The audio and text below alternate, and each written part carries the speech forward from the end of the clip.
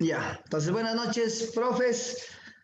Comencemos con el tema de hoy. Ya vimos, ¿no? Vimos hasta el final, lo último fue musculación para el adulto mayor, ¿no?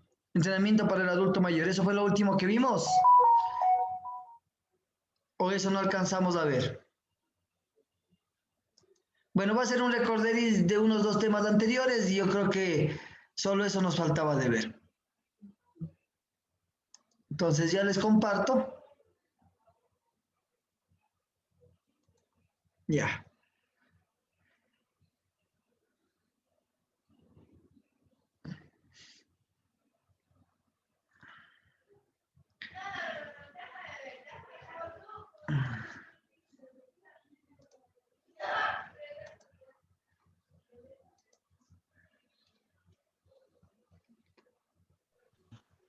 Buenas noches, Licen. Muy buenas noches. Déjenme estar.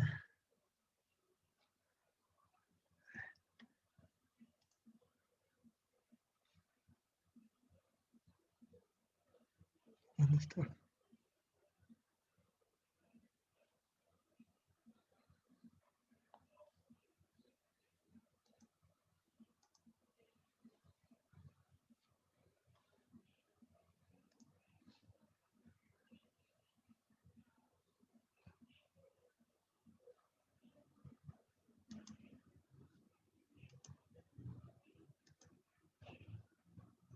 Acá está.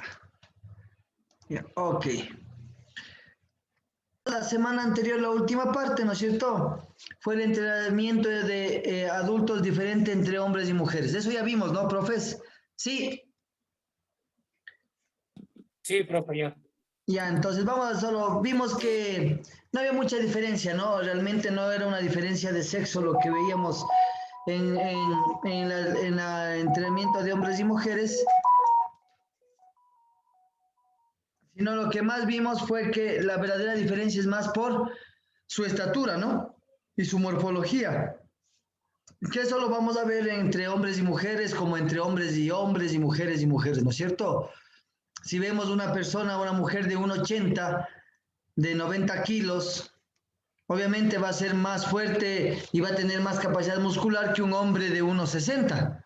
Sí, entonces no había mucha la diferencia. Lo que sí veíamos de diferencia es que en las mujeres hay menos cantidad de músculo y en los hombres hay más cantidad, hay más muscularidad. También veíamos que tenían un porcentaje mayor de grasa corporal, que era más o menos un 11% de grasa corporal mayor, sí, en donde el hombre tenía más o menos del 14 al 18% de grasa corporal y la mujer tenía en cambio desde el 18 al 22 o 24 de grasa corporal. Eso no quería decir que estén más gordas, sino que es la parte fisiológica normal, sí, que nos diferencia. Y que también decíamos que las mujeres tenían más resistencia a las actividades aeróbicas, aunque su corazón y sus pulmones por su estatura sean más pequeñas, ¿sí? Veíamos que nosotros éramos, déjeme ver, aquí teníamos unos datos, ¿no es cierto? 10 centímetros más bajos que el hombre, las mujeres, 10 kilogramos menos que los hombres, y somos de 6 a 4, ¿cómo es? De 6 a 4 más grasa que el hombre. ¿Listo? A ver, solo para recordarnos un poquito, ¿por qué las mujeres tenían más capacidad aeróbica que los hombres? ¿Qué ventaja fisiológica podíamos encontrar en eso?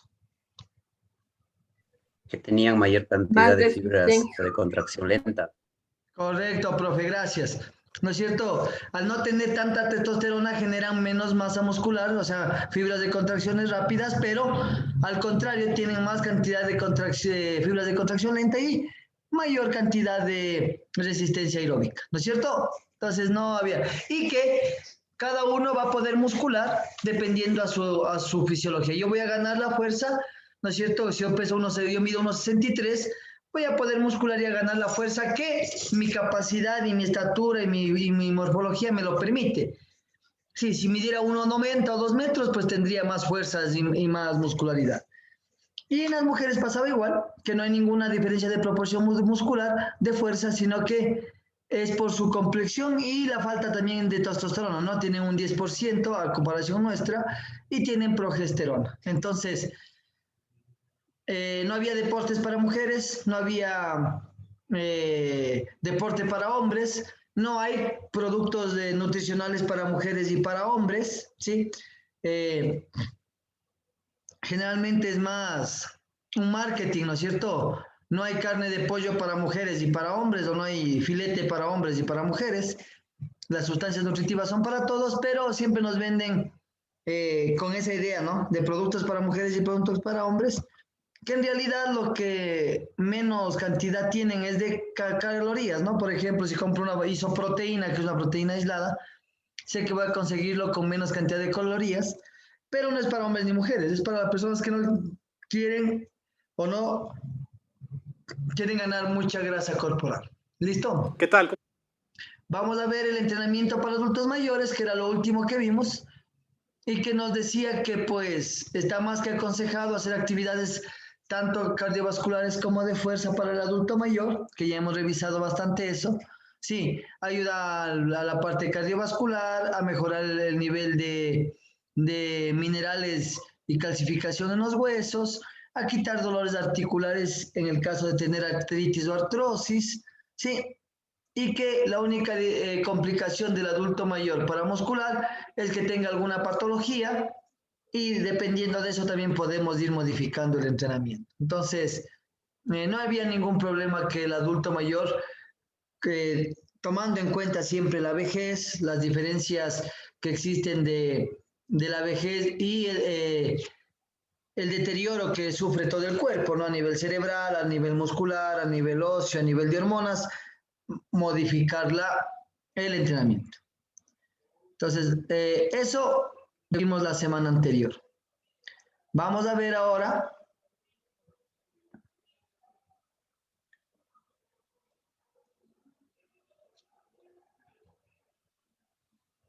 ¿dónde estamos?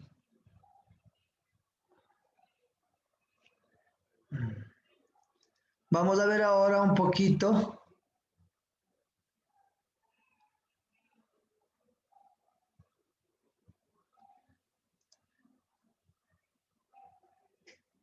sobre las características del entrenamiento.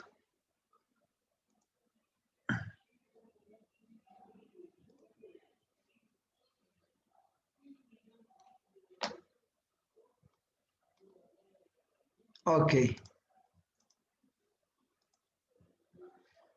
¿Quién me puede decir cuáles son las características del entrenamiento?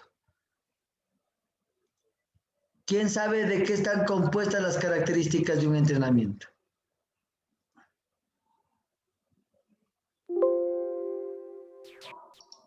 Sería parte inicial, principal y final, profe. Esa sería la estructura de un entrenamiento. Ese sería el volumen, la intensidad, la densidad. Densidad, duración. Sí. Perfecto. Entonces, las características de un entrenamiento tenemos que son el volumen, la intensidad, duración, densidad y la frecuencia del entrenamiento. Correcto. Estas 5 características debe tener o debemos dominar en un entrenamiento. ¿Listo? El volumen. Definimos volumen de entrenamiento como la cantidad total del trabajo realizado, ya sea en una sesión o en una semana. Normalmente en el entrenamiento de fuerza se suelen prescribir como repeticiones por número de series, ya sea por sesión, por grupo muscular o por ejercicio.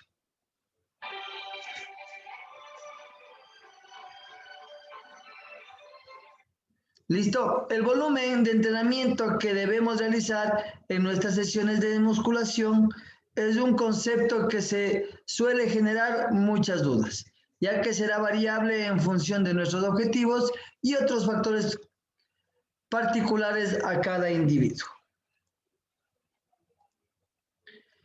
El American College of Sport Medicine recomienda realizar entre 1 o 3 series por ejercicio en principiantes con menos de 1 año de experiencia, ¿sí? En referencia al volumen. En 3 y 6 series para experimentados, sea, mayores a 1 año, que deseen aumentar la masa muscular. ¿Cómo medir el volumen de entrenamiento?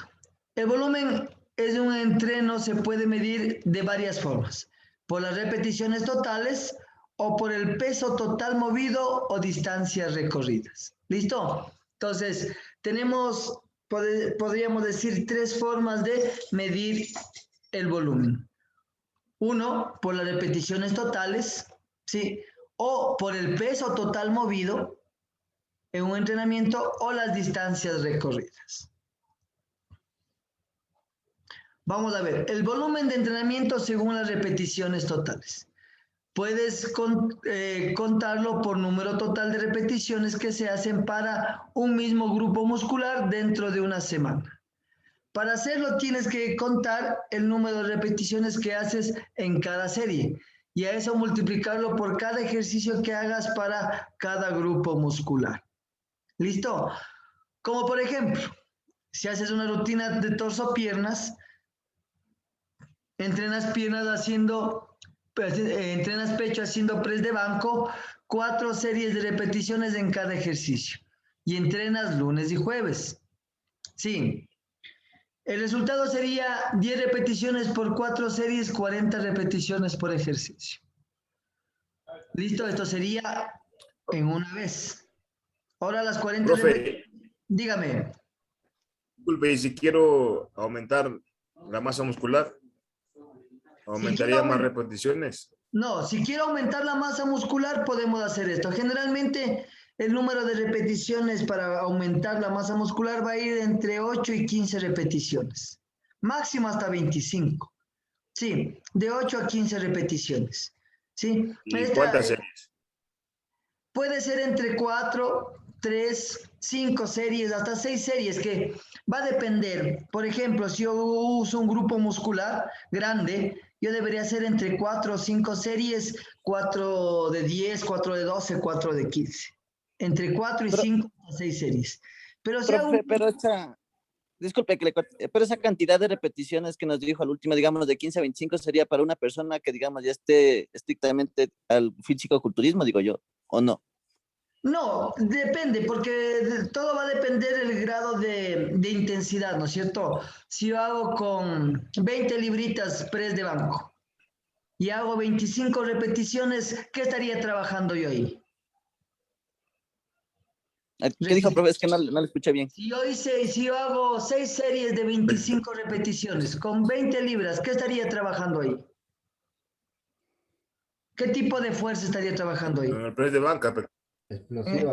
Resistencia, profe. Resistencia a la fuerza, ¿no es cierto? Resistencia. Correcto. Profe, eso de las series, de 4 series, 3 series, 5 series, yo tengo entendido que siempre se trabaja según el somatotipo, ¿verdad? Porque no todos van a trabajar igual. Por ejemplo, a un ectomorfo, o sea, yo le hablo como decir, bueno, ya.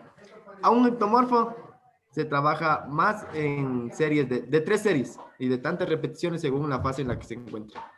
Ya. Al mesomorfo, 4 series. Y al endomorfo, al gordito, de 5 series. Y ahí ya varían las repeticiones. Ya. ¿Y por qué yo haría eso? ¿Con qué, o sea, en qué me basaría yo para hacerle al uno 3, al otro 5 y al otro 4? Porque si le hago hacer al flaquito 5 series de 15 repeticiones y quiere ganar hipertrofia, con 5 series es mucho para un ectomorfo, que sea difícil ganar masa muscular. En cambio, si al gordito... pero ¿por qué si es un estímulo muscular? Si sigue siendo anaeróbico. A menos de que a mí se me ocurra que porque hace muchas repeticiones va a bajar de peso o va a quemar el músculo. Ah, bueno, es que yo también sí seguí un curso de musculación y a mí me dijeron eso, por salud, ajá. Pero no hay ninguna base científica en que... ¿Por qué? ¿Qué es hacer? Base científica, porque todo es típico 4 de 10. Claro, 4 de 10. A ver, el músculo no sabe de números, ¿no es cierto? El músculo sabe de estímulos. Sí. Si yo hago 2 series de 15, con 25 libras en bici, si solo llego a la sexta, está mucho peso para mí, ¿no es cierto? O le bajo el peso y hago más repeticiones, o subo las series y bajo las repeticiones, ¿no es cierto? Porque no voy a alcanzar a hacer lo que yo me propuse. Bueno, ya, profe. Tenemos nosotros un principio, ¿no es cierto? Que sería, ¿cuál sería? La progresión de las cargas, ¿no es cierto? Sabemos que si hacemos mucho peso, pocas repeticiones, vamos a ganar fuerza, porque estaríamos alzando un peso mayor al del 75%, porque no avanzo a hacer más de 4 o 5 repeticiones. ¿Dónde varía? ¿Dónde yo veo que varía un entrenamiento en la dieta? ¿De qué me sirve al Señor? Porque, ¿qué hacemos con el entrenamiento? ¿Creamos músculo o destruimos músculo? Destruimos, con la comida creamos. Es la comida del 70%. El entrenamiento digamos que es un 10 y el resto es descanso. Perfecto, entonces yo me da igual hacer 3 series, 6 series, 9 series, 15 series, si mi alimentación no compensa lo que yo estoy haciendo. Para que un flaquito tenga que subir de peso, lo que tiene que hacer es comer de verdad. O sea, hacer dieta. No hay culturista, puede hacer heavy duty, puede hacer series de 15, puede hacer series de 10. Si no hay comida, si no hay plata para comer lo que necesita, no se va a muscular. No puedo ahorita, ya compré uvas. Y además ya hice colada, solo está de licuar. Ya nos van a dar hasta uvas. Para todos. Mira, profe, ya hablas. La colada. Entonces, Bien licuado. yo si veo que es una persona muy débil, ¿no es cierto? Que es un flaquito débil, no le voy a hacer 15 series de 10 o 5 series de 10 porque a la segunda serie ya no me avanza. Como me puede pasar eso también con un gordito que sea débil, ¿no es cierto? Que no avance a hacer más de 3 series. Lo que yo debo ahí, en ese caso, es tratar de que ellos ganen. ¿Qué tipo de hipertrofia, profe? ¿Qué tipo de hipertrofia yo impulsaría para que alguien gane fuerza? ¿Qué me dice?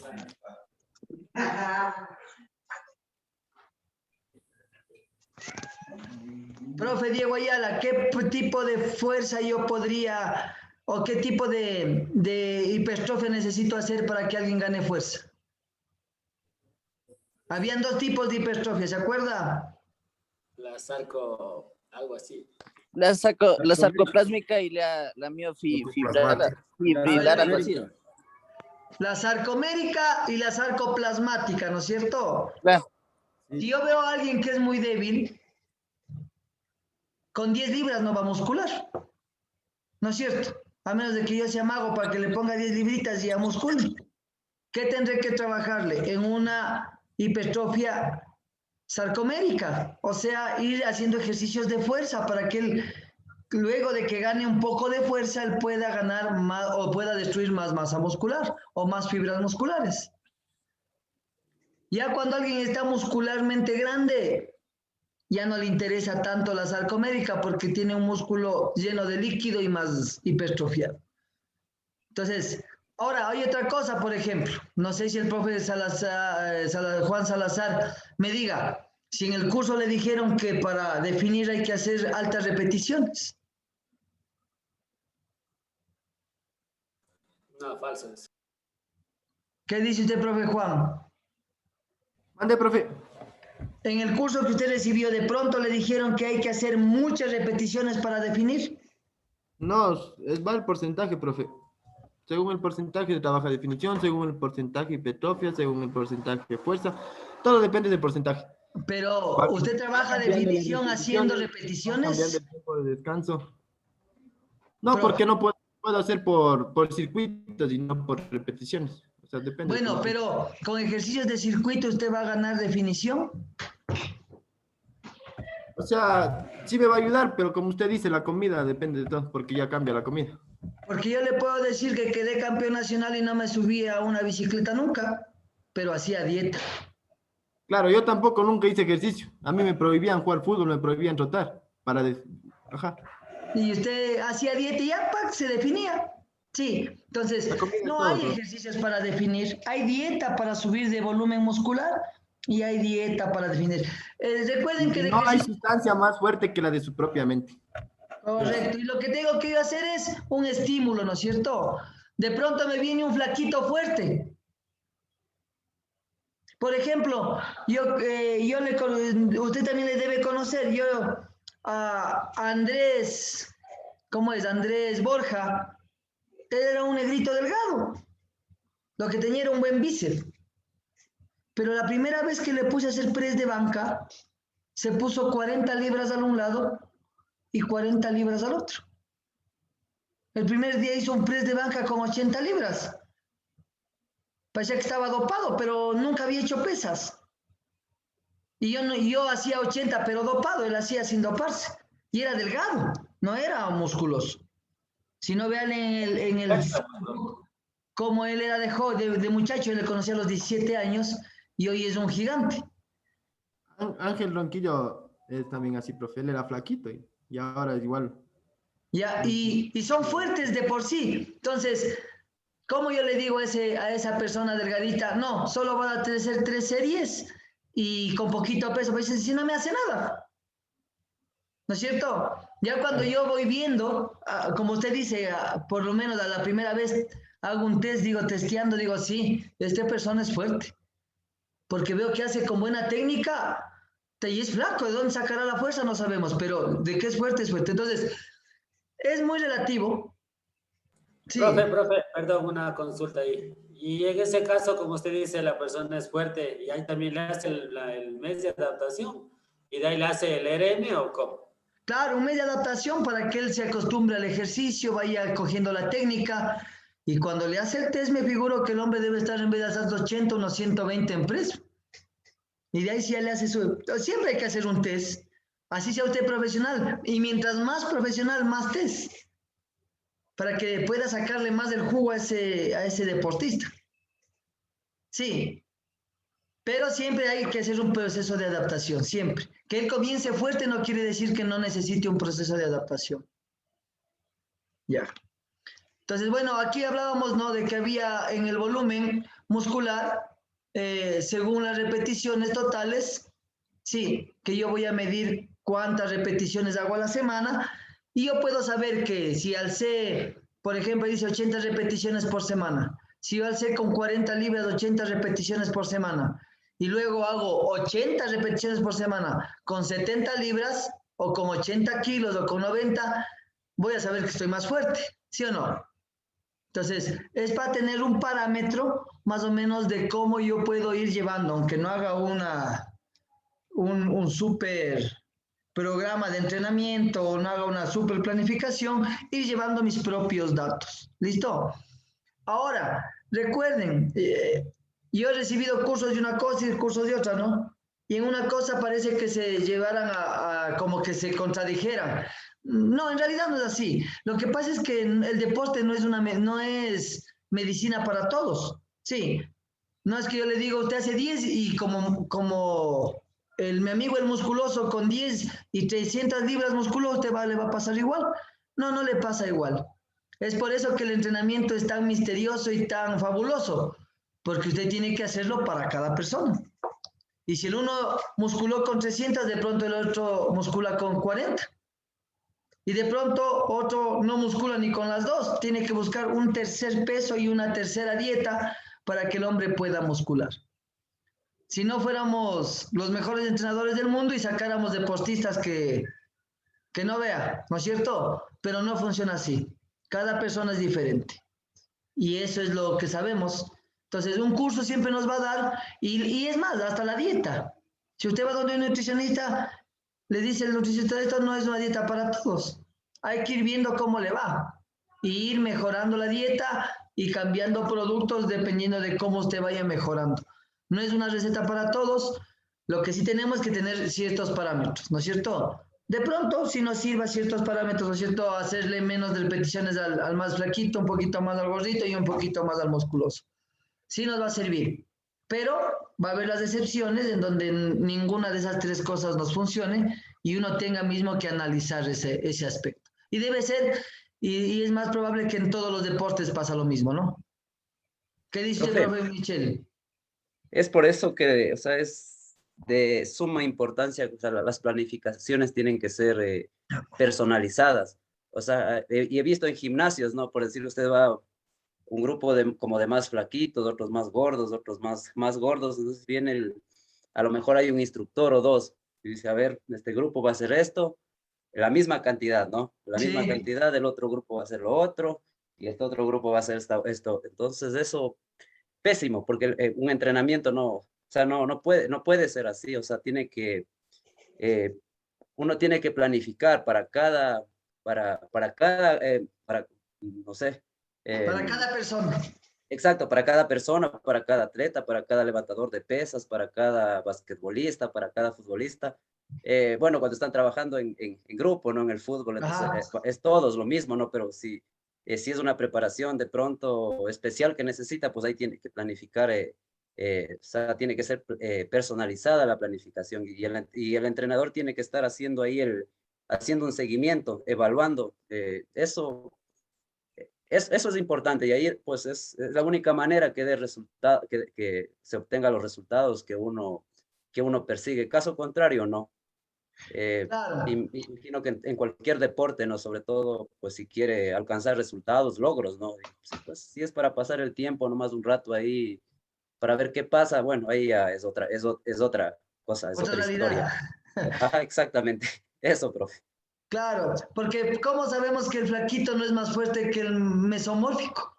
Que de pronto el que parece Exacto. musculoso es más débil que el otro y solo porque le vi le mandé a hacer el ejercicio.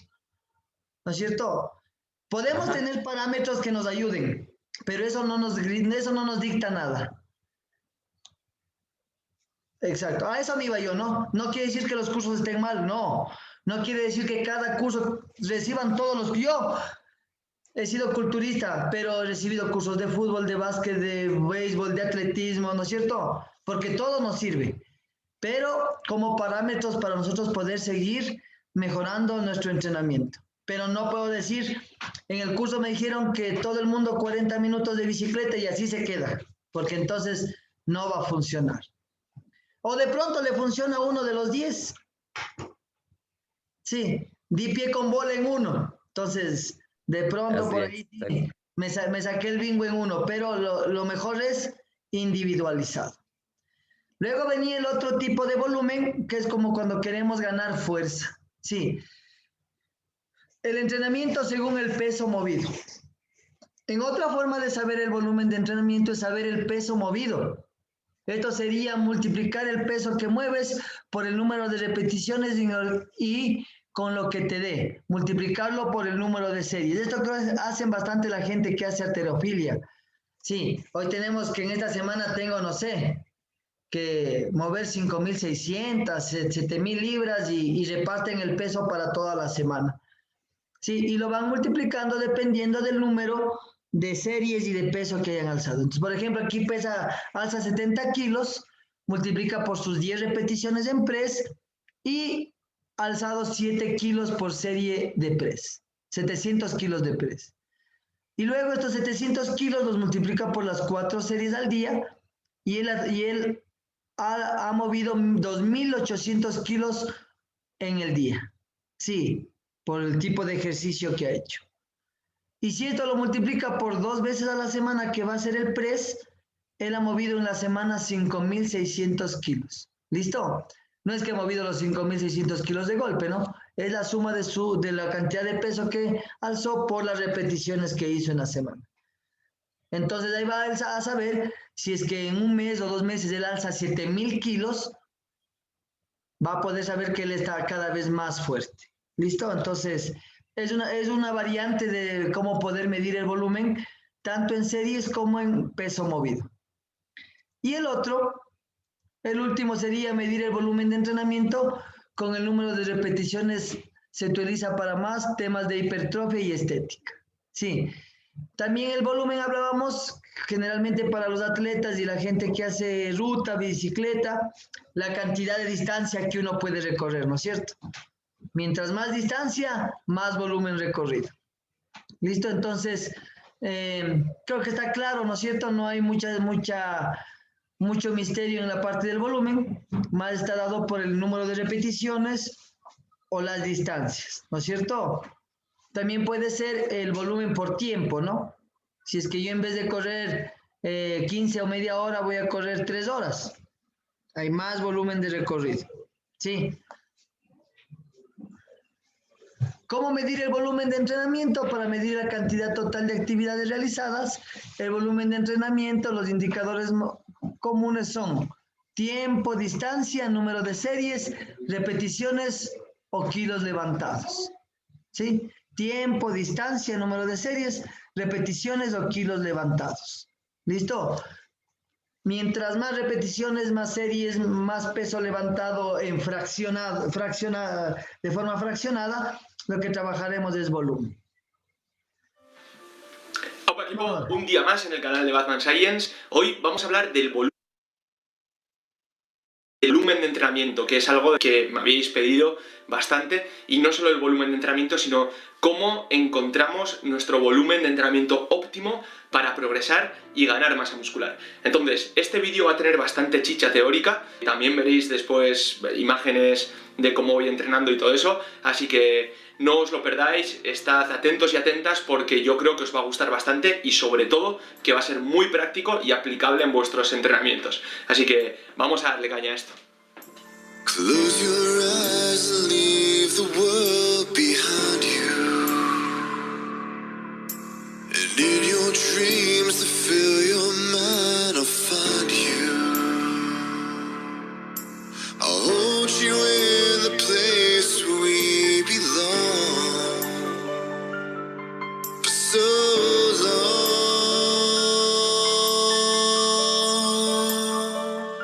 Just fall asleep inside. A las ganancias de masa muscular.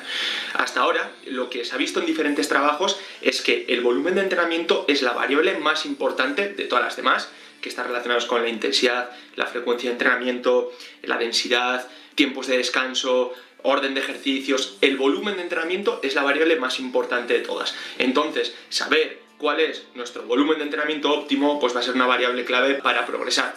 Esto no quiere decir que las demás variables no sean importantes, sino que en un orden de prioridades, lo primero y lo que tenemos que tener en cuenta es este volumen de entrenamiento.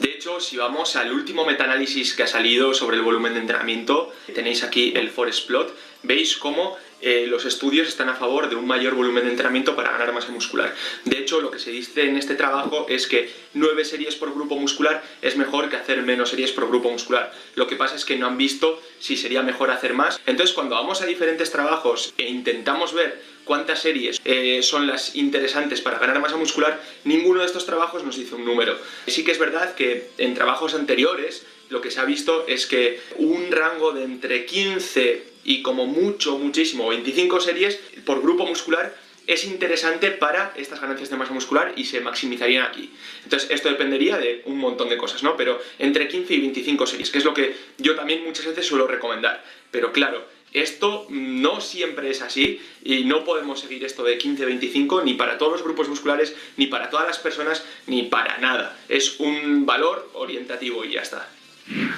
Cuando hablo de series por grupo muscular, hablo de series por grupo muscular a la semana, pero luego también tenemos que tener en cuenta que en el mismo día, o sea, X series por grupo muscular al día, es interesante controlar también, porque lo que se ha visto también es que si nos pasamos de cierto número de series, pues al final no va a haber tantas ganancias y vamos a tardar más en recuperarnos, que es lo que veíamos con la frecuencia de entrenamiento. Vale, pues se han hecho trabajos que están orientados al, no sé si conocéis, el entrenamiento alemán, que es un entrenamiento de alto volumen, que sería hacer 10 series de 10 repeticiones por ejercicio. Bueno, pues en trabajos como este de aquí, lo que se ha visto es que con la mitad de volumen de entrenamiento por ejercicio, las ganancias son muy similares. Hacer 5 series de 10 repeticiones es igual de interesante que hacer 10 series de 10 repeticiones. Vale, aquí tenemos que coger estos resultados con pinzas porque directamente estos grupos se pasan X semanas haciendo esas 10 series de 10 repeticiones. ¿Qué pasa? Que va a llegar un punto en el que este volumen de entrenamiento cumulativo de semana tras semana va a hacer que no se mejore más, incluso que sea más perjudicial. Entonces, como ya hablamos en vídeos anteriores, es interesante que haya una sobrecarga progresiva, que semana tras semana se vaya aumentando este volumen de entrenamiento, cosa que en este entrenamiento tipo alemán no se hace y puede que por ello los resultados no sean favorables. Esto directamente nos lleva a entender un concepto popularizado por el doctor Mike Israetel. Entonces todo lo que yo hable a partir de aquí serán conceptos que se los he cogido a Mike Israetel y os los estoy transmitiendo, aparte de algunas pajas mentales que yo me he hecho para intentar completar esto, ¿no? Bueno, este concepto es el del MRV, que es el máximo volumen recuperable. ¿Qué quiere decir este concepto? Este concepto quiere decir que nosotros tenemos un techo límite de volumen de entrenamiento del que nosotros nos podemos recuperar. O sea, un volumen de entrenamiento máximo que nosotros metemos y nosotros nos recuperamos. Si excedemos este techo límite o el MRV, nosotros no vamos a poder recuperarnos y entonces las siguientes sesiones se van a ver perjudicadas. El problema está aquí en que si siempre estamos cerca del MRV, del volumen máximo recuperable, va a haber fatiga cumulativa, como en el estudio que hemos visto de entrenamiento alemán, y esta fatiga cumulativa va a hacer que tampoco mejoremos mucho. Entonces, manejar este concepto de MRV es interesante para después hacer una progresión siguiendo el principio de sobrecarga progresiva, llegar a un punto en el que nosotros metamos este MRV o incluso excederlo un pelín y después recuperar. Entonces aquí vemos la importancia que tiene el MRV, pero también es muy difícil encontrar cuál es este MRV. O sea, podemos hacer esta O invertida y decir, bueno, pues podemos meter más series, va a llegar un punto en que son las series óptimas y si metemos más, pues no vamos a mejorar tanto, incluso vamos a empeorar. Eso es fácil decirlo, pero ¿cómo encontramos ese volumen óptimo o cómo encontramos este volumen máximo recuperable? Pues esto, como va a depender de tantos factores, es muy difícil. Los factores que van a condicionar este MRV son los siguientes. El más importante es el factor genético. Habrá personas que de por sí van a tolerar más volumen de entrenamiento, que pueden meter mucho más volumen de entrenamiento que otras personas. Y esto es un factor genético y ya está. Luego, por otro lado, tenemos el descanso. Cuando nosotros estamos descansando poco, el volumen máximo recuperable desciende. Nosotros tenemos que meter menos series de entrenamiento porque si metemos más no nos recuperamos y entonces el rendimiento se ve perjudicado. Y esto está relacionado con el sueño, ¿no? Personas que no pueden dormir mucho o personas que ya de por sí tienen una actividad bastante intensa por el trabajo, en el día a día, y entonces ya están reventados o ya están reventadas, entonces este MRV desciende. Luego, por otro lado, la nutrición. Si estamos en un superávit calórico, el MRV aumenta, nosotros podemos meter más volumen de entrenamiento, nos vamos a recuperar mejor si comemos bien. En cambio, si estamos en un déficit calórico, el MRV desciende. Esto quiere decir que nosotros no podemos meter tanto volumen de entrenamiento porque si no, no nos recuperamos para las siguientes sesiones. Luego tenemos el estrés. Situaciones estresantes van a hacer que el MRV descienda. El tipo de fibras musculares. Personas que tengan una predominancia en ciertas fibras musculares, como pueden ser fibras lentas, van a poder meter más volumen de entrenamiento. En cambio, esto también se ve afectado en cuanto a diferentes grupos musculares. Habrá ciertos grupos musculares que van a tolerar más volumen de entrenamiento y otros grupos musculares que van a tolerar menos volumen de entrenamiento. Y luego también la edad. La edad es otro factor importante. Nosotros cuando ya tenemos o llegamos a los 45 años, 50 años, estas personas no van a poder meter tanto volumen de entrenamiento porque no se van a poder recuperar. Esto está relacionado con ciertas hormonas que ya no van a estar en su punto álgido. Entonces, que hay muchísimos factores que van a condicionar este MRV. Entonces, es muy difícil decir que mi MRV es tanto y ya está. No, porque dependiendo en qué momento de mi vida esté, pues este MRV va a fluctuar. Va a ser mayor, va a ser menor y esto es un punto condicionante muy importante. Entonces, no os asustéis. A continuación vamos a ver cómo encontrar nuestro MRV, cómo encontrarlo. Es importante matizar que esto es una aproximación hacia lo que nosotros podemos tolerar, pero que es cambiante porque tenemos muchos puntos que van a condicionar este MRV. Entonces, es imposible saberlo a ciencia cierta. Y es muy difícil hacer estudios que comprueben cuál es el volumen máximo recuperable porque, como veis, hay muchas variables que afectan. Pero es interesante saber o encontrar este punto mediante ciertas aproximaciones prácticas. Entonces, vamos a verlo ahora. Vale, el primer punto de todos es que el volumen máximo recuperable nos está diciendo que es el volumen máximo el que nosotros nos podemos recuperar. Esto quiere decir que si nosotros de una sesión que trabajamos, por ejemplo, el pectoral, a la siguiente sesión que vamos a volver a trabajar el pectoral, o a la siguiente sesión fuerte que vamos a volver a trabajar el pectoral, si no nos hemos recuperado, quiere decir que ya hemos excedido ese MRV. Eso es lo primero de todo. Entonces, ahora lo que tenemos que saber es cómo sabemos si nosotros nos hemos recuperado o no de una sesión a otra. 1. Las sensaciones que tenemos entrenando y 2, el rendimiento entrenando. Si nosotros vemos que el rendimiento ha descendido, quiere decir que no nos hemos recuperado. Y si nosotros, cuando volvemos a hacer la siguiente sesión, estamos jodidos, que tenemos un daño muscular increíble, que las sensaciones son malísimas, pues eso también nos está dando otra pista de que seguramente no nos hayamos recuperado. Vale, Aquí lo que Mikey Slater propone es lo siguiente, y es que semana a semana se vayan añadiendo de 1 a 2 series por grupo muscular. Entonces, vamos añadiendo 1 a 2 series por grupo muscular, nos vamos acercando más a un carácter de esfuerzo máximo, dejando menos repeticiones en recámara, y después de estas 3, 4, 5 semanas va a llegar un punto en el que ya el rendimiento va a caer. Entonces, vamos anotando cuántas series hemos hecho por grupo muscular semana tras semana. Después, en el siguiente mesociclo vamos a empezar por 1 o 2 series más que el mesociclo anterior y vamos a hacer el mismo proceso. Vamos a ir añadiendo semana tras semana de 1 a 2 series, vamos a ir anotando y cuando caiga el rendimiento cortamos. Esto lo podemos complementar con una escala de esfuerzo percibido, RPE, y es que después de cada sesión por grupo muscular o después de las series que hayamos metido en ese grupo muscular, vamos anotando cuánto nos ha costado del 1 al 10. En el momento en el que ya nos esté costando entre un 9 y un 10 la sesión, es que estamos cerca de ese MRV. Entonces nosotros vamos anotando todo. Imaginaros que esa última semana del primer mesociclo, cuando llevábamos esas 25 series, ya nos da 9-10 en el RPE. Estamos viendo que aquí está el MRV de este mesociclo. Entonces, luego también es interesante ver desde una sesión a otra sesión cuánto nos cuesta recuperarnos. O sea, por ejemplo, nosotros hemos metido nuestra sesión fuerte de pectoral el miércoles. Luego vamos a meter el sábado o otras pocas series de pectoral. Del miércoles al sábado vamos anotando cuánto nos hemos recuperado del 1 al 10 y luego al próximo miércoles cuánto nos hemos recuperado del 1 al 10. Si nosotros ya estamos viendo que nos estamos recuperando muy poco y nos está costando mucho, es que seguramente estemos en ese MRV. Entonces, aquí la clave está en apuntar el rendimiento. ¿Cómo apuntamos esto? Pues el peso que vamos moviendo, el número de repeticiones que hacemos, el número de series que hacemos. Y luego también apuntar las sensaciones en cada entrenamiento.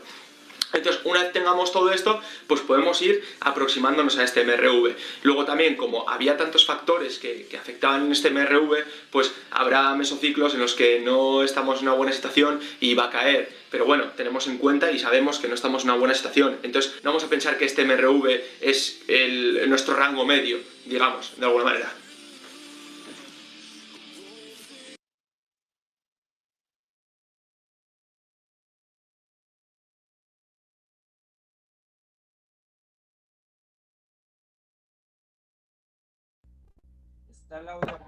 No se le escucha, profe. Yo quería, antes de seguir, preguntar a los profes de ciclismo y de atletismo, ¿cómo ellos trabajan el volumen según la edad? Porque recuerden que yo les preguntaba y me decían que hay veces en donde el atleta comienza muy joven y termina muy joven, ¿no? Su carrera. Pero hay atletas que terminan progresivamente y terminan hasta los 28, 30, 35 años corriendo maratones y ganando. ¿Hay algún problema de esto en la parte, o cómo lo trabajan ustedes en la parte del atletismo, el volumen? Profe, le respondo en lo que es en el tema de atletismo, en lo que es ciclismo. Jorgito, él es el experto, El experto, ya. en ese tema. Bueno, es como hablamos del consumo máximo del el VO2 max, ¿no? Entonces Ya. eso con la edad cada vez se va disminuyendo. Claro. Por decirle, Jorge me decía que un muchacho, un ciclista, nos dijo el otro día, creo que tenía 16, 17, 18 años, algo así, que su VO2 max era de 79 o 80%.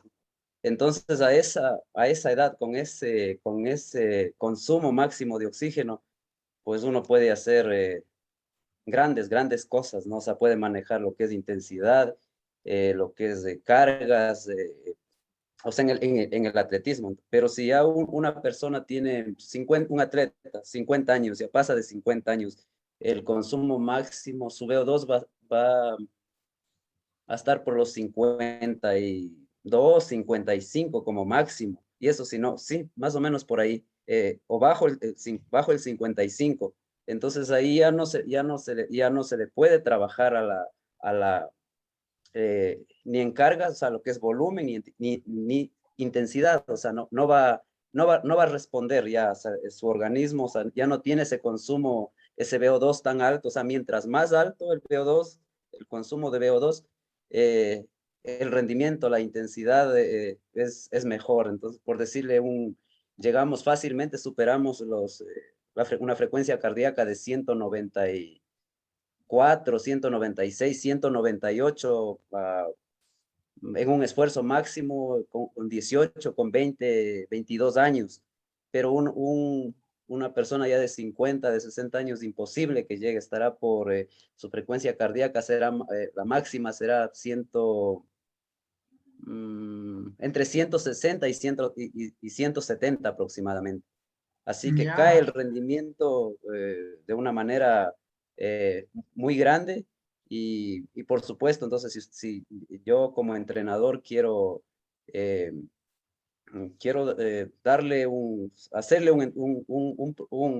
una planificación, pues ya las cargas disminuyen, la intensidad igual, o sea, porque ya simplemente ya no va. No va a poder.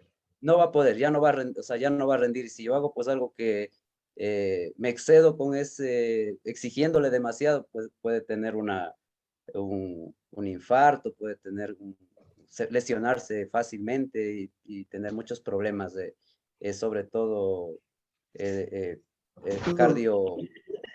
cardiovascular, ¿no? Problemas cardiovasculares. Eso en el tema de atletismo. Ahí ahora nuestro compañero Jorge, no sé cómo sea en el ciclismo, que nos explique, por favor.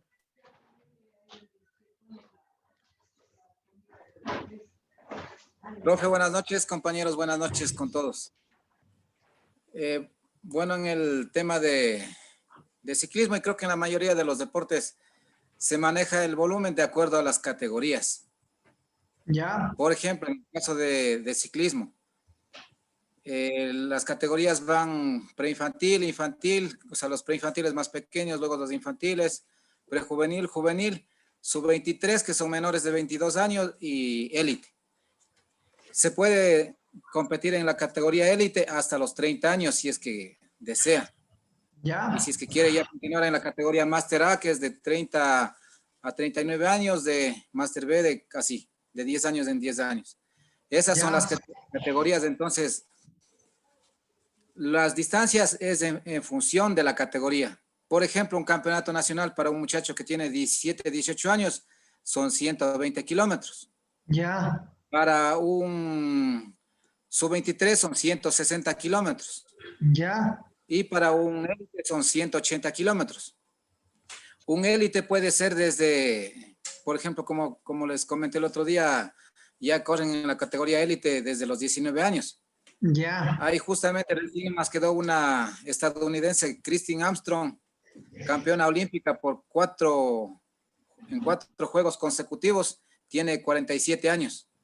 Entonces, como les digo, si va a competir en la distancia que le corresponde, el volumen tiene que ser de acuerdo a lo que va a competir. Ya. No tiene nada que ver la edad, porque si es que, supongamos, tiene 25 años o tiene 45 años, entonces el uno va a decir algo más volumen y el otro no. Lo que sí varía es la intensidad. La intensidad y trabajo de fuerza tiene que hacer a partir de los 40 años, hay que trabajar más fuerza y más intensidad y dejar de trabajar más volumen, porque de por sí el cuerpo, mientras más, llamémoslo así, mientras más viejo sea, es más resistente. Eso sería, profe. Ya. Bueno, es interesante, ¿no? Porque uno pensaría que en tal caso, mientras más viejo, menos resistente. Pero aquí resulta como al revés, ¿no? Mientras más edad... ¿Puedo hacerle una pregunta al compañero Jorge? Claro, pues siga, profe, siga. Jorge, una pregunta. Hasta en el ciclismo, ¿hasta qué edad si le podemos llamar competitivo o mantiene un alto nivel competitivo un ciclista? Eso, como digo, ahorita tomando en cuenta que es mujer y que tiene ya, creo que 2 hijos, 47 años y sigue compitiendo. Campeona olímpica por 4 juegos consecutivos desde el 2008. Christine Armstrong. Pueden de pronto anotar y investigar. Y también hay un ciclista estadounidense que no recuerdo el nombre, la verdad, pero me parece que es en el 2016 o 2017 ganó la Vuelta a España a los 44 años.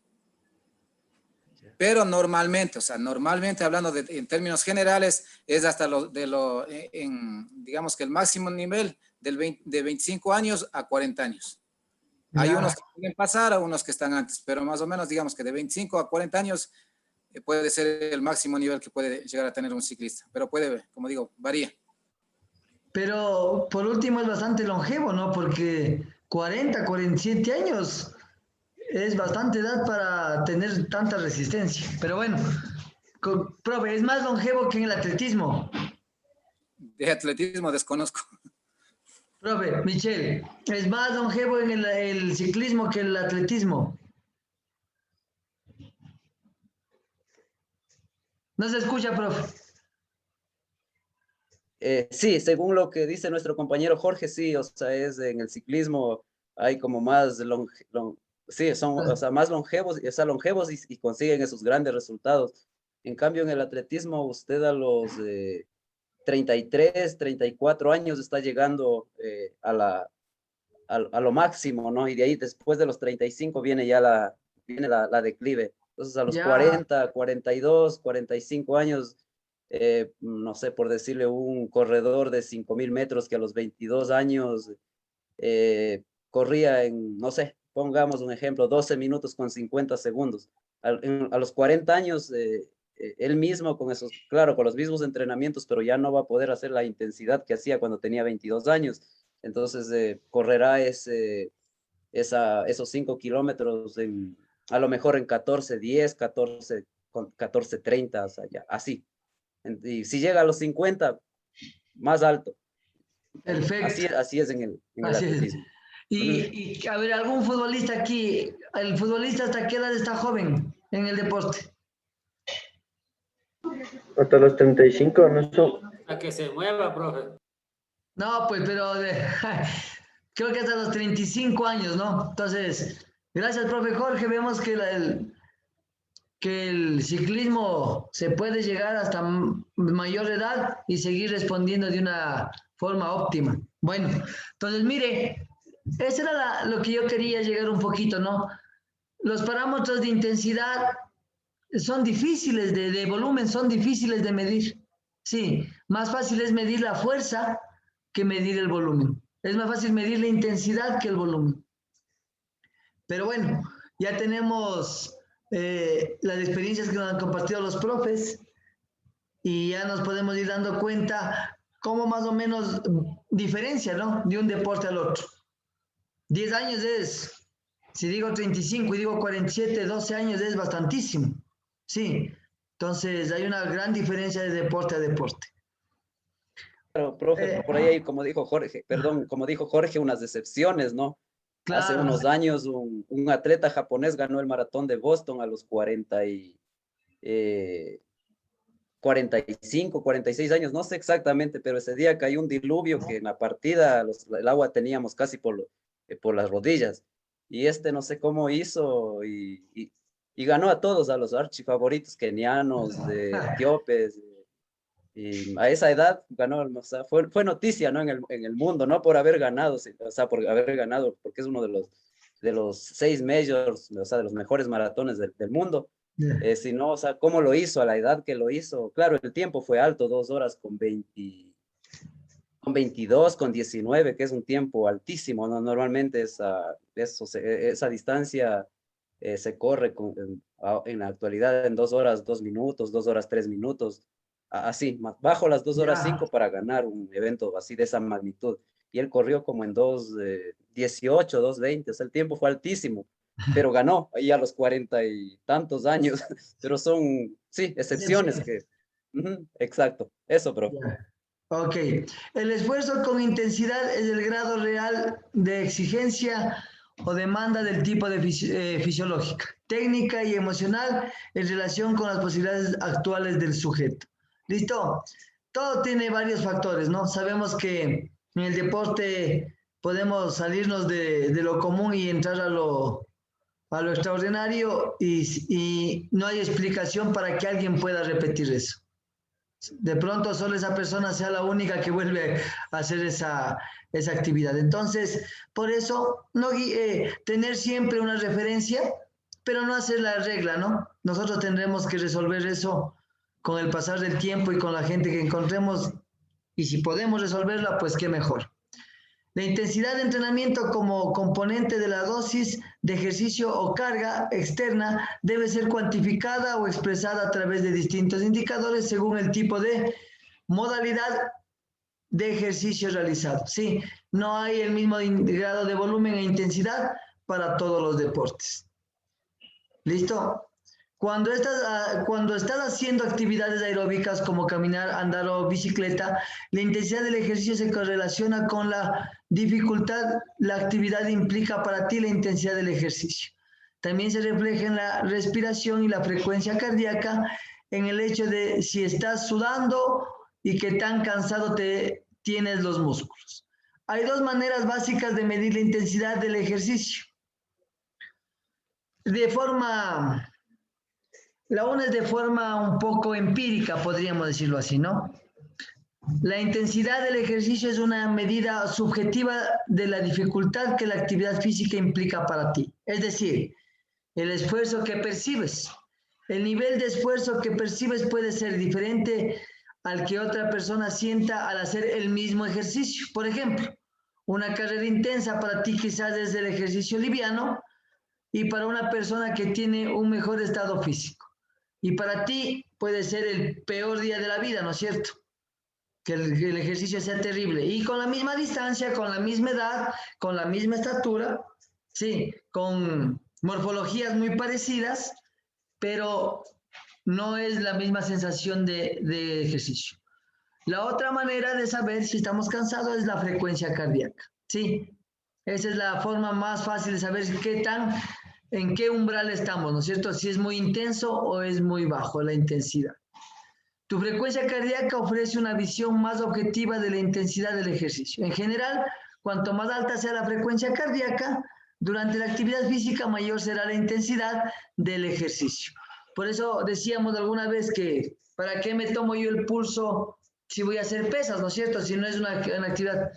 Pero ¿qué tal si yo estoy haciendo un press de banco y estoy a 190 pulsaciones por minuto? Sí. O tengo algún problema cardíaco, o estoy obeso, o algún problema para que mi corazón suba tantos latidos en una actividad que de pronto para otra persona no pasaría de unas 140 o 150 pulsaciones por minuto. ¿Listo? Entonces, con la frecuencia cardíaca vamos a saber realmente en qué umbral estamos, ¿no es cierto? Si umbral aeróbico o umbral anaeróbico. La intensidad del ejercicio moderado. La actividad moderada se siente un poco difícil. Estas son algunas pistas que indican que la intensidad del ejercicio que realizas es moderada. Generalmente se utilizan en actividades no tan deportivas, o sea, en las actividades fitness. Sí. Tu respiración es acelerada, pero no te quedas sin aliento. ¿Sí? Sudas un poco después de aproximadamente 10 minutos de una actividad. Puedes seguir una conversación, pero no puedes cantar. Sí. ¿Cómo te sientes? Muy bien. Sí, estoy bien. Y sigue usted. Ahí estaríamos en una actividad, por decirlo de forma empírica, moderada. Ahora, si yo estoy haciendo un trote y me dicen, ¿cómo estás? Sí, ya mismo acabamos.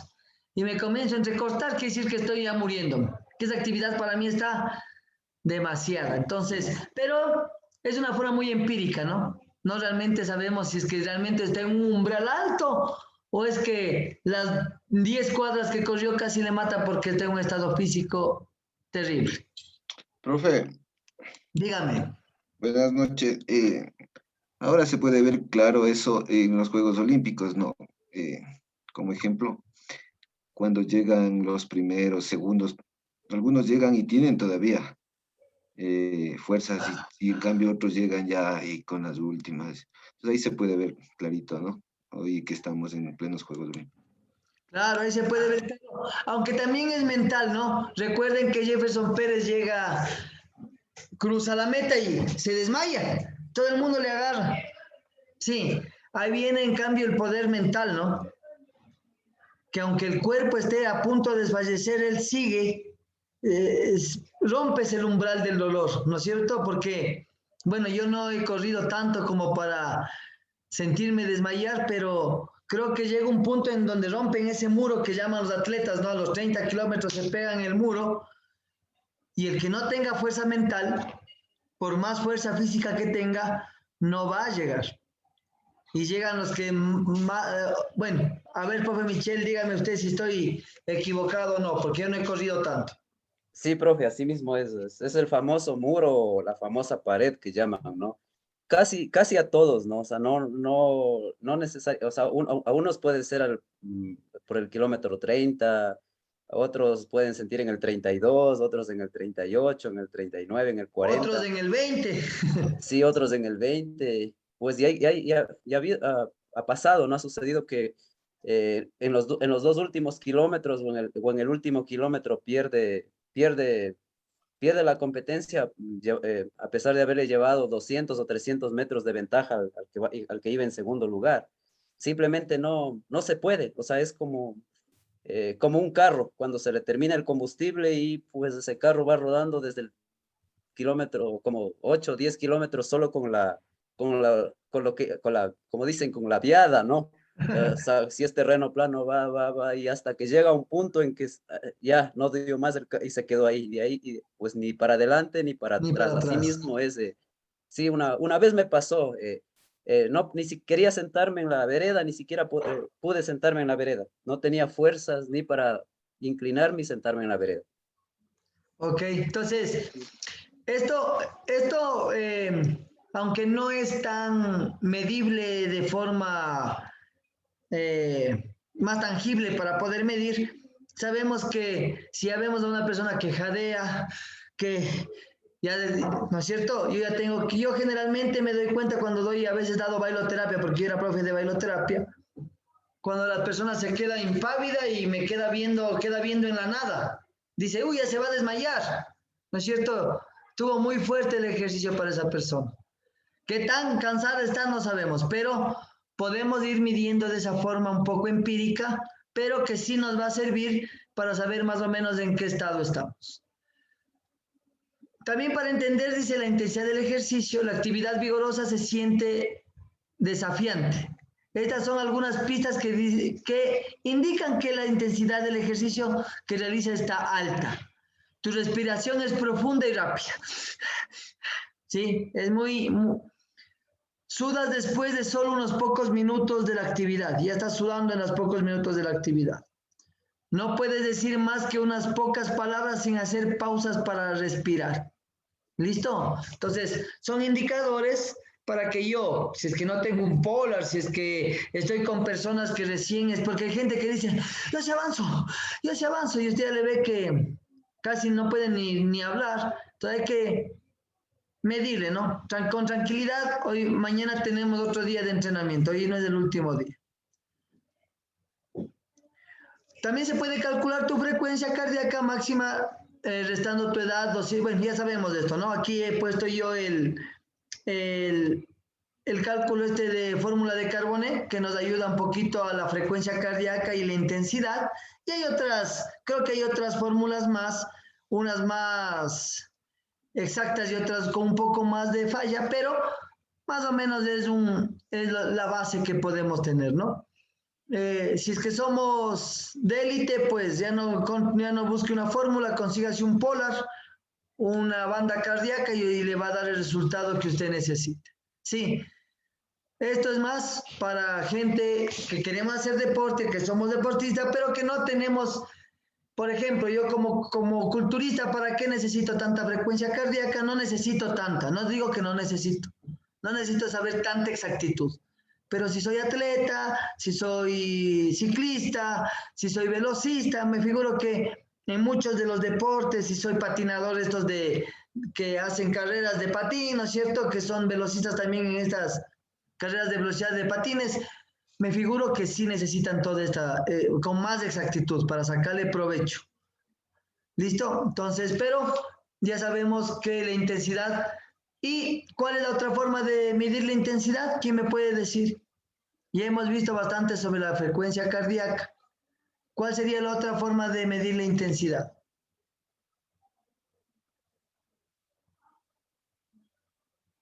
A ver, profes. Veamos, Aaron, Sebastián, profe Aaron. ¿Qué otro método para medir la intensidad aparte de las actividades aeróbicas? Por ejemplo, las actividades anaeróbicas. ¿Cómo yo puedo medir la intensidad? Profe, chuta, ahí la verdad me cogió en blanco. No. Ya, no importa, profe. A ver, otro profe, a ver, cualquier otro profe. Campo Verde, Carlos, profe Campo Verde, a ver. Ya, profe, simplemente con los tiempos. Como usted sabe, se puede hacer intervalos y disminuir los descansos en cada serie. Entonces, ahí tal vez se puede también medir el volumen. La intensidad. Perdón, la intensidad, sí. Claro, si yo hago 10 piques, ¿no es cierto? Digo, corramos 6 metros y hagamos en 1 minuto 10 piques. Esa es la intensidad, sí, sí. Ya. Si yo Pero digo el volumen haga ya... 15, ¿no es cierto? Ya, podemos alzar la intensidad. O puedo medir la intensidad sabiendo si su intensidad ha mejorado cuando yo hago 1 minuto, ya no 10, sino 12 o 15. Exacto, pero ahora el volumen ya lo dijo todo. Y tal vez otra manera de ver el volumen. La intensidad. El volumen ya vimos, el volumen es la cantidad de repeticiones, sí, la lo que pasa es distancia. que usted como pregunta otra manera de medir el volumen, entonces ya lo dijo todo o hay otra. Sí hay otra más, el peso. ¿Ya? ¿Y yo? Por ejemplo, el velocista no corre más, se pone un paracaídas atrás y comienza a correr con el paracaídas. O una llanta. Profe, eso del paracaídas es malo. Bueno, no. A mí me dijeron que eso era malo para los deportistas. No, sí, eso lo utilizan en la piscina también con peso. Generalmente lo que necesitamos es una resistencia mayor. ¿Para qué? Para generar mayor fuerza anaeróbica, ¿no es cierto? Y ganar mayor potencia muscular. Profe. Pues, dígame. Le iba a hacer una pregunta un poco relacionada y también como para prevenir y recomendar a la gente. Lo que se ha hecho mal también, ¿no? Químicamente, biológicamente, fisiológicamente, ¿cómo uno está al riesgo de la muerte cuando la gente hace deporte en estado etílico? O después de haber ingerido alcohol, cuando entre comillas decían antes, escucha, si ahí doy yo y rindo mejor. Y sí, claro, sí ha habido resultados en los que se ve que es como si estuvieran la palabra dopados. Pero se está al límite de llegar a la muerte. ¿Qué sucede ahí? Disculpe, profe. Bueno, primero hay una intoxicación del hígado, ¿no es cierto? Sabemos que el hígado se intoxica, se metabolizan menos las cosas, se metaboliza. Segundo, se sufre una deshidratación. Cuando estamos chuchaqui, estamos deshidratados. La frecuencia cardíaca sube y lo que quiere es suicidarse. Sí, deshidratados, frecuencia cardíaca alta y con el hígado sin que se procese nada. O sea, el que va a Chuchaque a jugar quiere, mejor cuélguese, es más fácil de que... Esa es la una. La otra, tomar líquidos fríos cuando se hace ejercicio. Están chuchaquis y después se toman otra cerveza helada. Les voy a contar una anécdota, bueno, no una anécdota, un susto que nos pasó. Llegó un compañero del barrio Chuchaqui al fútbol. Y después del fútbol compraron una java de cerveza helada. Y al primer vaso de cerveza helada se infarta. Se infarta. ¡Pum! Llamamos al 911, no venía. Un hermano de él le golpeó el pecho y creo que le dio con tanta fuerza que el corazón volvió a latir, porque hubo un momento en que ya el cuerpo cuando deja de latir ha sabido como chuparse. Como que los pulmones se absorbieran. Quedó como un hueco en el pecho y luego volvió a respirar. ¿Qué es lo que pasa ahí? Todas las arterias cercanas al corazón sufren la constricción, ¿no es cierto?, de las arterias, vasoconstricción, y hay menos circulación sanguínea.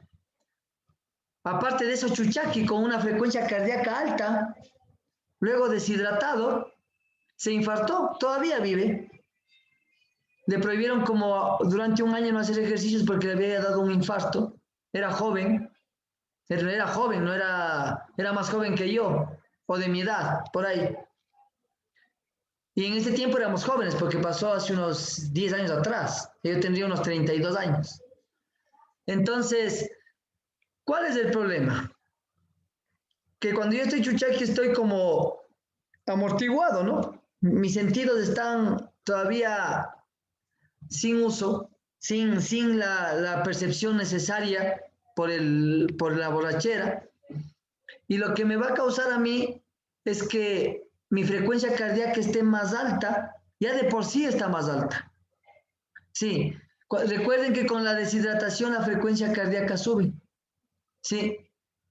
Entonces, eso, no hay más respuesta que esa, no. Profe, perdón, la última pregunta, casi relacionada a lo mismo y con el respeto de todos, ¿no?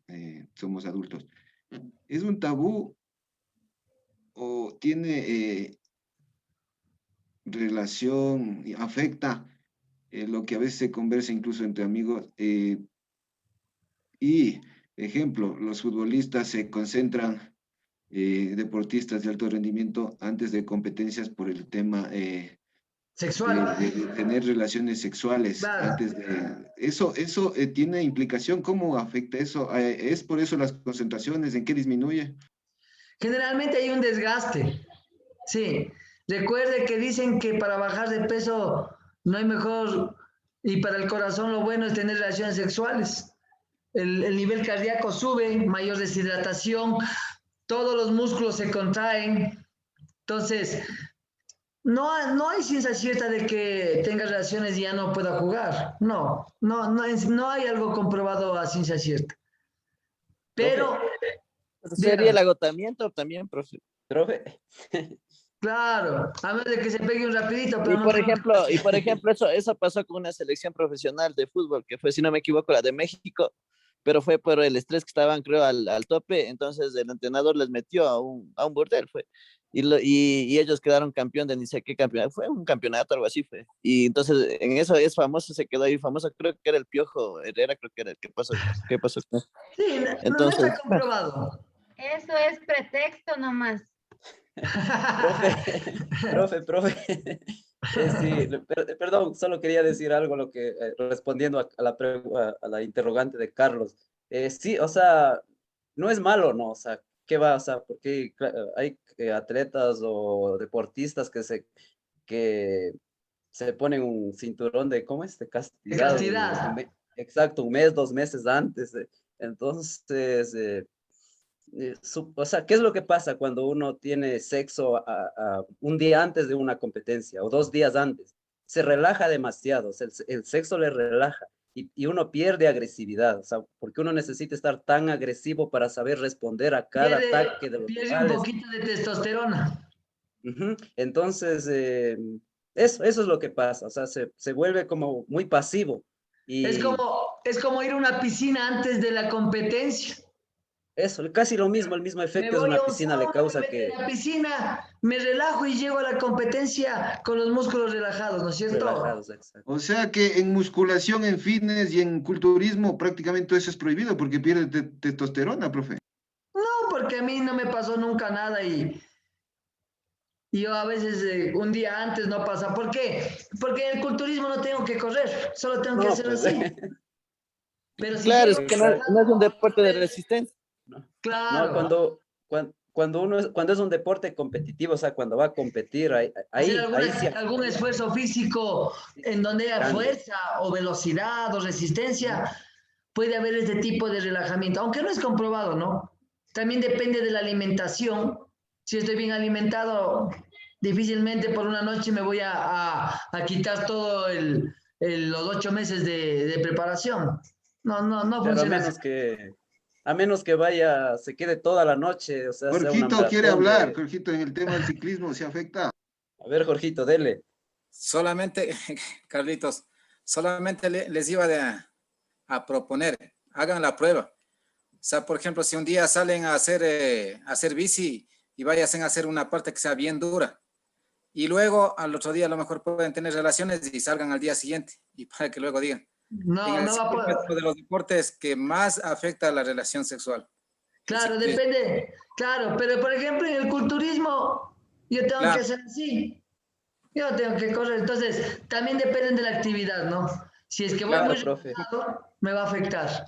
Si es un jugador, un ajedrecista, está sentado ahí con las piezas moviendo, ¿qué le va a afectar? En nada, o sea, pero lo que Mejor- dice Jorge, sí, mejor o sea, alegre. es cierto. Claro. En un boxeador también afecta bastante. Claro, en un boxeador. Debe ser en Entonces, un boxeador también por eso les afecta. digo Sí, que sí, sí.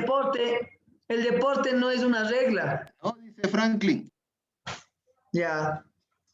Entonces, sigamos, profes, porque nos va a coger la noche. ¿Listo? Entonces, aquí tenemos un poquito también pues se puede usar de estos pasos para revisar tu frecuencia cardíaca durante el ejercicio. Detente solo un momento, tómate el pulso en 15 segundos, ¿no? Dependiendo de en qué arterias usted pueda tomarse. Profe Juan, a ver, ¿en qué arterias yo puedo tomarme la frecuencia cardíaca? Chuta, ¿cómo es? No me acuerdo los nombres de la arteria, pero es de aquí. ¿Ya? Aquí, ¿Ya? en la ingle. Carótida. Eso, ahí están los nombres. Son dos, ¿no? Son dos carótidas, puedo tomarme en cualquiera de los dos lados, en la radial, en la subclavicular, si tenemos en la popitle atrás de la rodilla, en la ingle, listo, son varias que podemos, ¿no? A los niños les toman en el pie, por ejemplo, sí, más que en las manitos y aquí en el cuello, se siente más. Entonces, vamos a pasar a la siguiente, veamos un poquito. Quiero ver un poquito este video nada más sobre la intensidad, ¿sí? Y este es corto. Dale 3 series de 12 repeticiones. Dale 4 series de 6 repeticiones. Todos hemos escuchado o seguido esto en el gym, pero te has puesto a pensar, ¿de dónde viene el trabajar con 6 o 12 repeticiones? ¿Por qué esas cantidades? Amigos, todos sabemos que el entrenamiento con pesas es una herramienta necesaria para la construcción de músculos grandes y fuertes. Sin embargo, para lograr que estos se puedan desarrollar al máximo, no solo basta con ir al gym, levantar unas cuantas mancuernas y listo.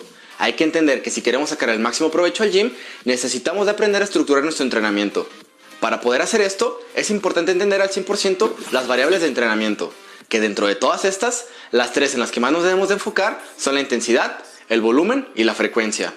Estas 3 son las que realmente construyen un programa de entrenamiento, y dependiendo de tus objetivos, horarios y preferencias a la hora de entrenar, puede variar mucho la forma en la que se pueden combinar para optimizar tu progreso. En este video nos toca hablar de la intensidad, esta variable responsable de la cantidad de repeticiones que tienen los programas de entrenamiento. Vayamos a ello.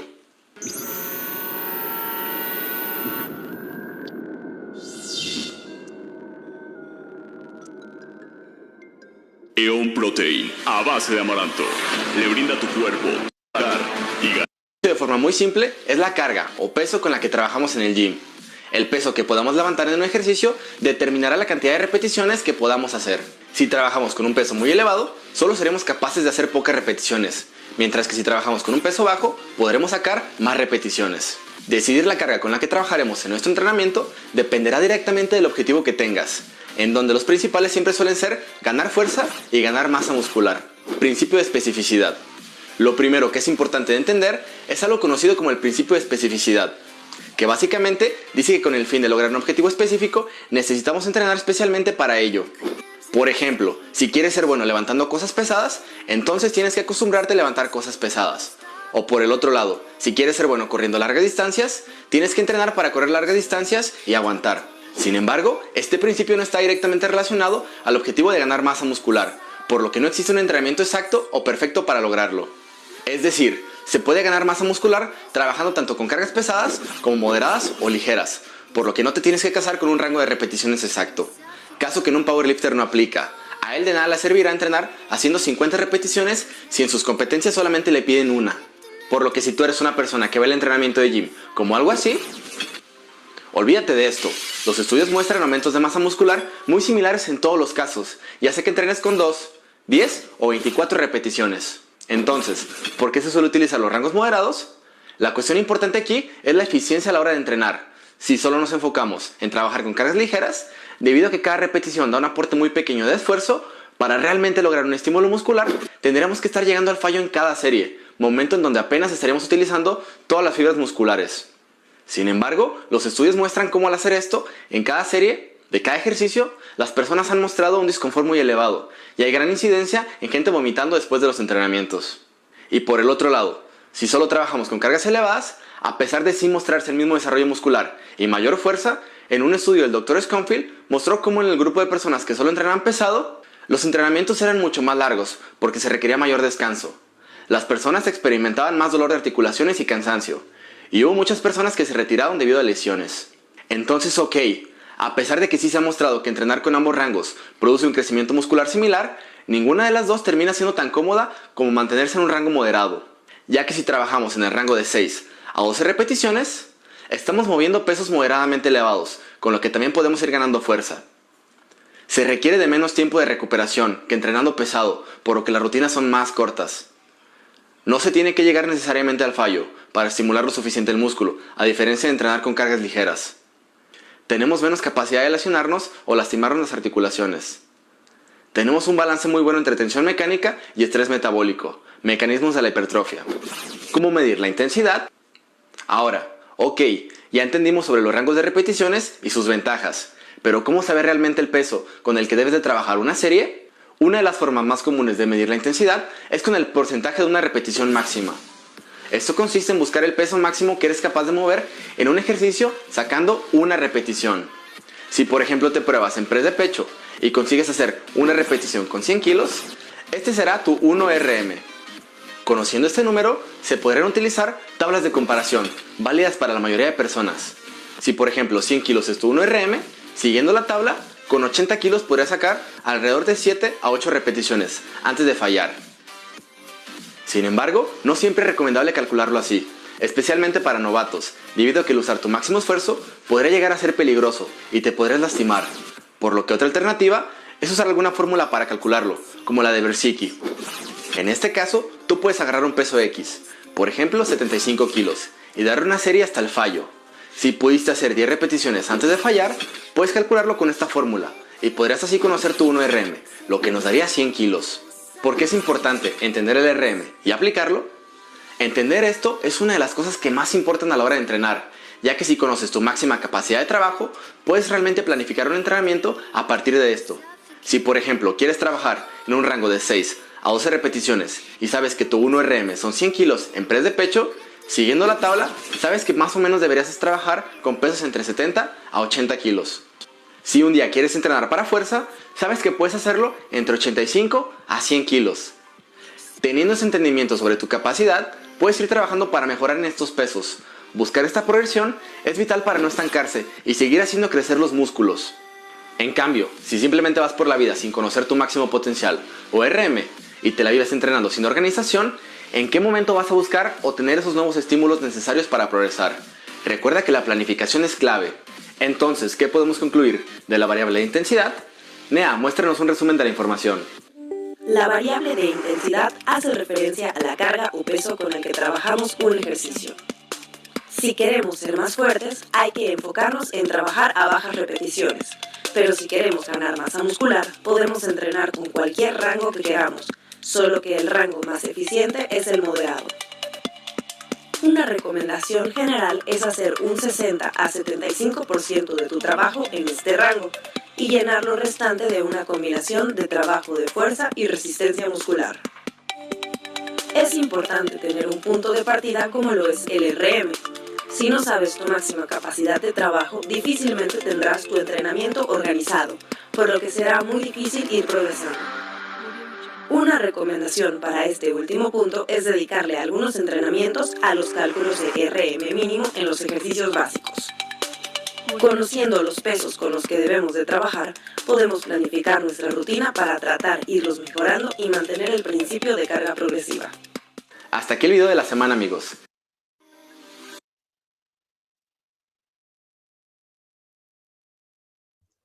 Listo, profes. Como pudimos ver y habíamos hablado anteriormente, si yo soy profe, si yo soy instructor, si yo soy monitor, no importa. Lo importante será tomar un RM si yo quiero hacer un buen trabajo. Más que nada con los muchachos. No nos servirá nada de tener un estándar de volumen de repeticiones, no nos servirá nada saber que el estándar es del 60-75% si no tenemos el ERM, para poder guiar a esas personas que quieren muscular, ¿no es cierto?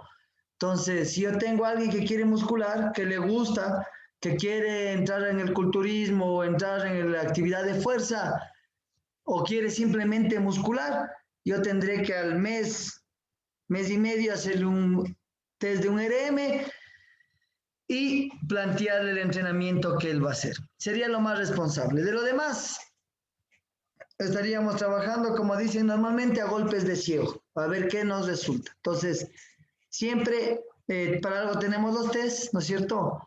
Y con esos tests podemos evaluar de alguna manera a todos nuestros entrenados. Aquí tenemos más o menos cómo va. Miren los principios. ¿Se acuerdan que habíamos hablado alguna vez sobre si hacemos pesas precompetencia o competencia? Ya vemos que al principio en la línea verde un gran volumen, una intensidad baja y poca técnica. Va subiendo la intensidad, va bajando el volumen y va subiendo también la técnica. ¿Listo? Entonces, si usted antes de una precompetencia su entrenado no está bien físicamente, pues no le haga nada ya. Precompetencia no va a poder hacer nada. ¿Listo? Siempre vamos a tener que tener un buen trabajo físico antes, con un buen tiempo de anticipación. Al hablar de intensidad nos referimos a los aspectos de cualitativos, calidad de la carga, la cual resulta de el número de repeticiones, la velocidad de la ejecución, la complejidad del ejercicio, la duración de las pausas. También hablábamos de que mientras menos descanso, más intensidad. Sí, diferenciamos dos tipos de intensidad. Intensidad absoluta sería la intensidad máxima que soporta el individuo, siendo este el 100%. O sea, los arteriofilistas, ¿no? Ellos tienen la intensidad máxima. O los saltadores de salto alto, un solo salto lo más potente posible. La intensidad relativa, porcentajes que queremos trabajar en base de la anterior. Por ejemplo, para indicar que hay que realizar una serie de al 80%. ¿Listo? Ya actividades submaximales, ya quiere decir una intensidad relativa. En la toma de pulsaciones, la medición, ¿qué más nos dice aquí? Dice la toma de pulsaciones, la medición de la potencia muy usada en el ciclismo, los ritmos de carrera. Cuando el atleta conoce su ritmo, sabe a qué intensidad equivale ir 4 minutos del kilómetro. ¿Listo? La medición del ácido láctico en sangre, el consumo máximo de oxígeno y las escalas de esfuerzo como la de Borg. Sí. ¿Cómo medimos la intensidad? Preguntándole al que entrena, ¿está muy pesado, está muy fuerte, cómo te sientes? ¿No es cierto? De pronto para nosotros el ejercicio es fácil y él ya se está muriendo. Entonces yo debo ahí más o menos darme cuenta qué tan intenso está el ejercicio que le he puesto a hacer. La duración, ahí viene la otra parte del entrenamiento. La duración de la carga está íntimamente relacionada con el volumen y se define con el tiempo durante el cual el estímulo de entrenamiento tiene un efecto sobre el organismo, ¿no es cierto? Hagamos un circuito, cada estación del circuito 20 segundos, ya eso va a ser la duración del ejercicio, ¿no es cierto?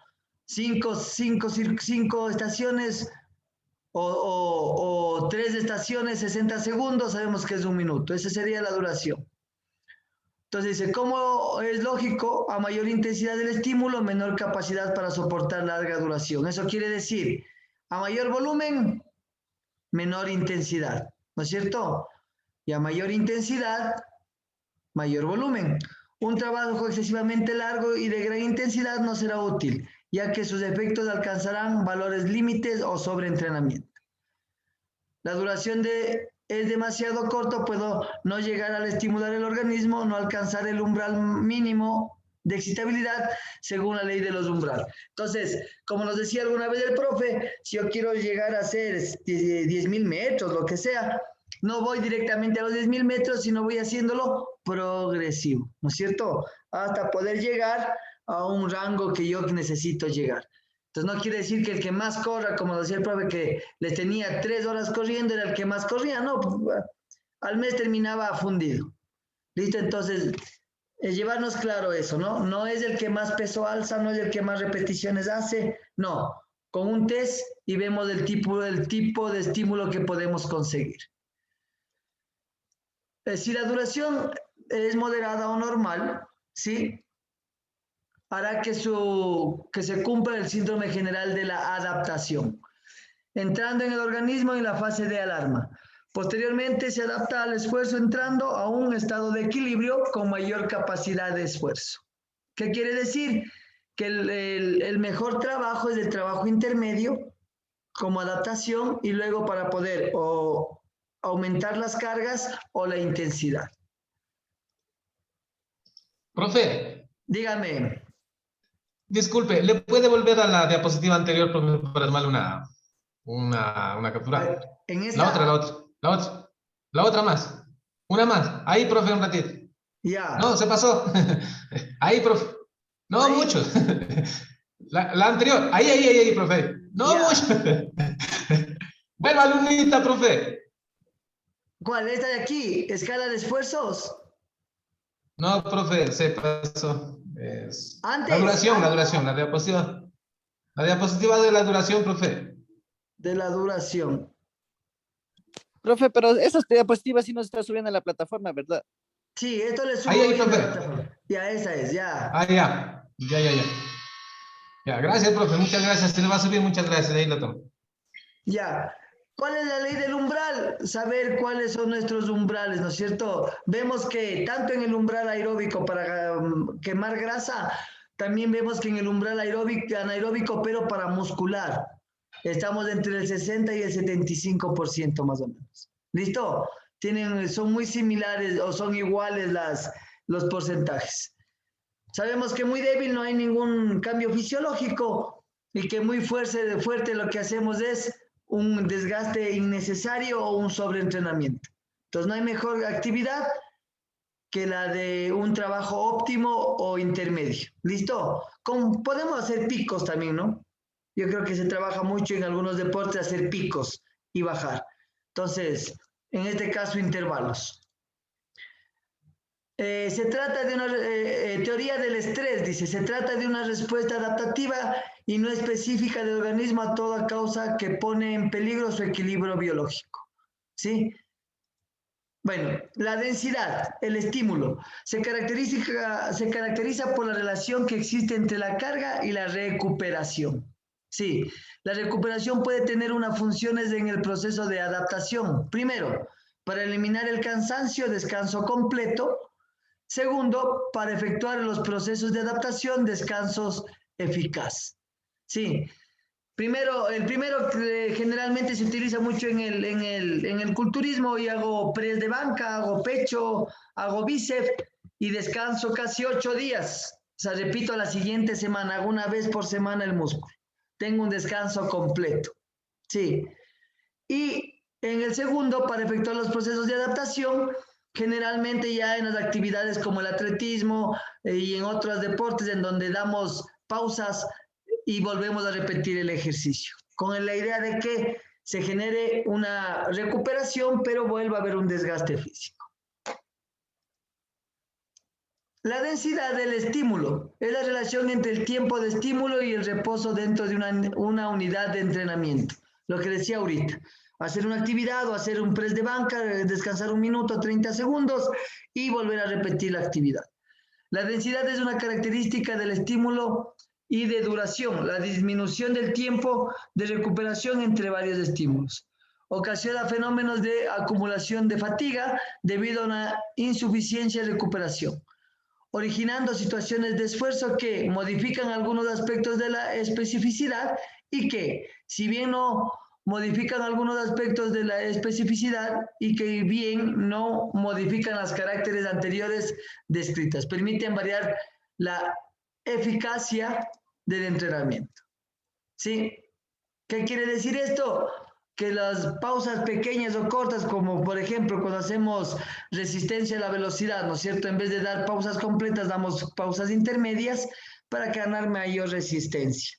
Sí, y cuando vemos que el deportista hace 10 piques y ya no se demora 1 minuto en recuperarse, sino 20, 30 segundos, sabemos que esa persona ha ganado mayor resistencia a la velocidad. Y viceversa en las demás actividades, ¿no? En cuanto a la duración de la densidad del estímulo, ofrece algunos criterios, por ejemplo, en el entrenamiento de la resistencia, las cargas sin pausas, método continuo de la carga, solo es adecuada para desarrollar la resistencia larga con una intensidad que se halle dentro del rango del techo de oxígeno. Esto me hace acuerdo del profe que nos decía de ciclismo, el profe Jorge, que hacen 10 horas de carrera, ¿no? Solo pausas para comer pequeñas y de ida y vuelta no sé cuántos kilómetros casi todo el día en ruta. Entonces son cargas de un método continuo de carga, ¿no? Están todo el día haciendo una carga, pero no todos los días. Si se desarrolla la resistencia con cargas de mayor intensidad y aplicando el método de intervalos, entonces se considera como óptima la densidad del estímulo. Sí, por ejemplo, en el culturismo generalmente se aplica esto, ¿no? Hacer ejercicios continuos y se descansa de 1 a 0,5. O sea, o hasta 1 a 1. Si me demoré 20 segundos en el ejercicio, puedo hacer 20 segundos de descanso y estaría muy bien. Siendo necesario para comenzar una nueva carga, buscar una frecuencia de pulsaciones que oscilen entre 120 y 140 pulsaciones por minuto. Para desarrollar la resistencia a la rapidez o la velocidad o la fuerza explosiva, los intervalos que recomiendan para la recuperación oscilan entre 1 a 3 y 1 a 6. ¿Sí? Si me demoré 1 minuto en la actividad de resistencia a la velocidad o de velocidad, descanso el triple o 6 veces más. Si me demoré 1 minuto, descansaré 3 minutos. Si me demoré 1 minuto, descansaré 6 minutos. Para desarrollar la resistencia a la rapidez. Para desarrollar la fuerza y la rapidez con intensidades desde su máximo a lo máximo, ¿no es cierto? Por ejemplo, la arteriofilia o velocidades de 100 metros, se considera óptimo los intervalos de recuperación de 2 a 5 minutos. Hice una serie de 4 repeticiones de sentadilla con mucho peso, con mi 90-95%, entonces descanso de 2 a 5 minutos para repetir mis otras 2 sentadillas. Si es que quiero ganar fuerza, ¿listo? O rapidez.